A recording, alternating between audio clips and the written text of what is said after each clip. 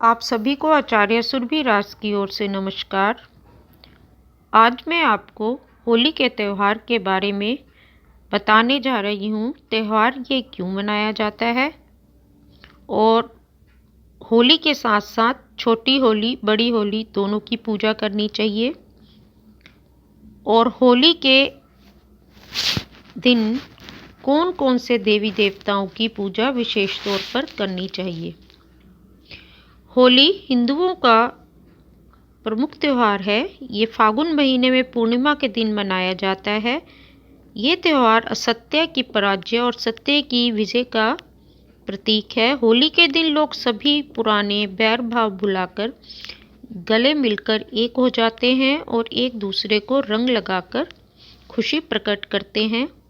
होलिका दहन की याद में बुराइयों के नाश के प्रतीक के रूप में लोग प्रतिवर्ष होलिका जलाते हैं। रात्रि में नाच गाना और उत्सव होता है और अन्य सभी त्योहारों की तरह होली से भी अनेक धार्मिक पूजन पाठ अनुष्ठान जुड़े होते हैं। छोटी होली के दिन की पूजा। होली के 15 दिन पूर्व ही कोई अच्छा सा दिन देखकर बड़कूला बनाया जाता है। बड़कूला एक तरह का गोबर का खिलौना होता है। बड़कूला में बहुत सी चीज़ें नारियल, पान सुपारी, ढाल, तलवार, चांद, सूरज, होलिका और रोटी आदि बनाई जाती है। जो गोबर होता है उससे छोटी छोटी आकृतियाँ, इन सब जो मैंने नाम लिए हैं वस्तुओं की बनाई जाती हैं।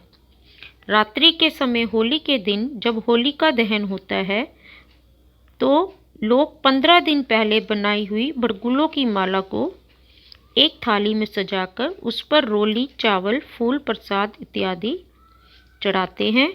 इस प्रकार घर में पूजा करने के बाद एक थाली में कच्चे धागे का सूत, साबुत हल्दी की गांठ, साबुत जौ, नारियल, कच्चा पापड़, हलवा, पूरी, रोली, चावल, फूल, इन सारी सामग्री को लेकर होलिका दहन वाले स्थान पर जाया जाता है और वहाँ कच्चा सूत, हल्दी जो होलिका को दिखाते हैं, इनका दूसरे दिन संपदा की पूजा में भी उपयोग होता है। जिन घरों में, जिन परिवारों में दूसरे दिन संपदा का पूजन पर्व मनाया जाता है और जहाँ नहीं मनाया जाता है तो वो इसको होलिका दहन में ही छोड़ आते हैं और बाकी चीज़ें वहाँ दी जाती हैं। और जिन जिन घरों में पुत्र होते हैं उन पुत्रों की माएँ व्रत करती हैं और होली पूजा के बाद खाती हैं। कई लोग बड़ी होली पूजते हैं और व्रत नहीं रखते। जहाँ पे शुरू से ही सिर्फ पूजा जाता है होली को, व्रत नहीं रखा जाता, तो वहाँ पर फिर आगे बच्चे भी बड़े भी यही परंपरा करते हैं कि होली को पूजते हैं पर पूरे दिन जो है निराहार रहकर व्रत नहीं करते। पर पूजन अवश्य करना चाहिए, चाहे व्रत रखें चाहे ना रखें, पर होलिका पूजन अवश्य करना चाहिए। लोग पापड़ को सेक कर होलिका की राख को भी प्रसाद के रूप में घर ले आते हैं। जैसे कि पापड़ कच्चा ले जाया जाता है, एक साइड से उसको भून लेते हैं और उसके ऊपर जो जब ठंडी होने लगती है जलने के बाद होली, उसकी राख को लेकर घर पर आते हैं। इसके अलावा होलिका की आग में हरा चना भी सेका जाता है। फिर जो चना चटक जाता है उस चटके हुए चने के दानों को, पापड़ को प्रसाद के रूप में ग्रहण किया जाता है। पुराने समय से ही श्वेत से अधकच्चे और अधपके अन्न को लेकर उसे यज्ञ में हवन करने के प्रसाद के रूप में ग्रहण करने का विधान समाज में निरंतर चला आ रहा है। इस अन्न को होला कहते हैं और इसका नाम इसीलिए होलिका उत्सव पड़ा। होली का उत्सव, होली का त्यौहार।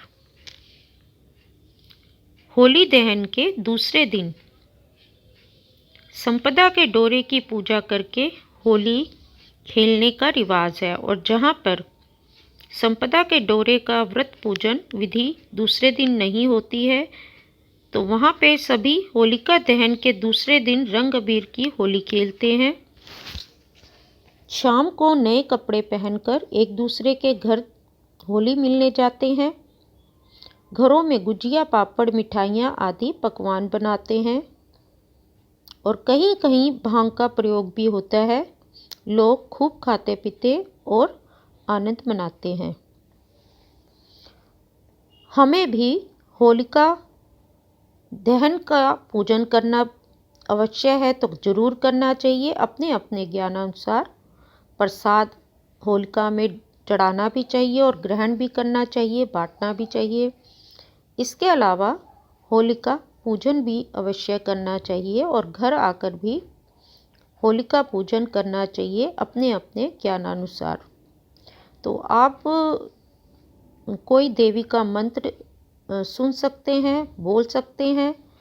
आप दुर्गा चालीसा भी पढ़ सकते हैं। आप विद्यावांसिनी चालीसा पढ़ सकते हैं।